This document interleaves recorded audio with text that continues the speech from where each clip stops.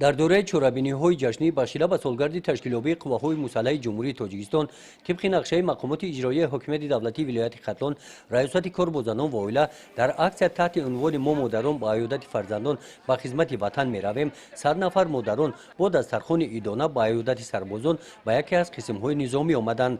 از ملاقات با سربازان مادران به شرایط خدمت در قسم نظامی ادای قرض شهروندی خدمت به وطن مادر شناس گردیدند. سپس با محصولات‌های گوناگون پخت‌وپزهای خانگی و طعام‌های ملی مادران دسترخوان ایدانه آراسته با سربازان شجاع وطن از نزدیک صحبت نمودند.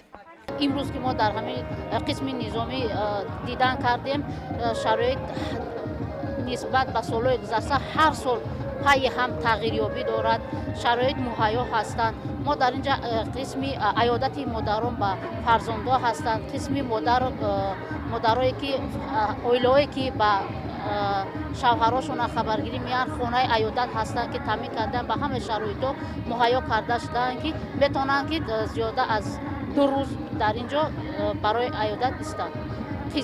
شرایط قسم نظامی در سطح بلند درست شده. در قسمت تنتنوی چورابینی مدیر ریاست کار با زنان و عائله مقامات اجرایی حاکمیت دولتی ولایت ختلان و مدیران سابقه دار مهنت نزد سربازان و افسران قسم نظامی برآمد نموده آنها را با سالگرد تشکیل‌یابی قواهای مسلح جمهوری تاجیکستان تبریک نمودند.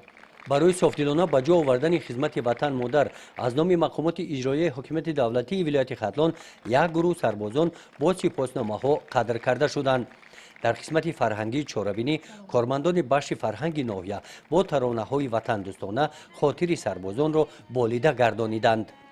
گزارش خواجه نظریف خدای نظر ظهوروف از ولایت ختلان برای برنامه اطلاعاتی نوید.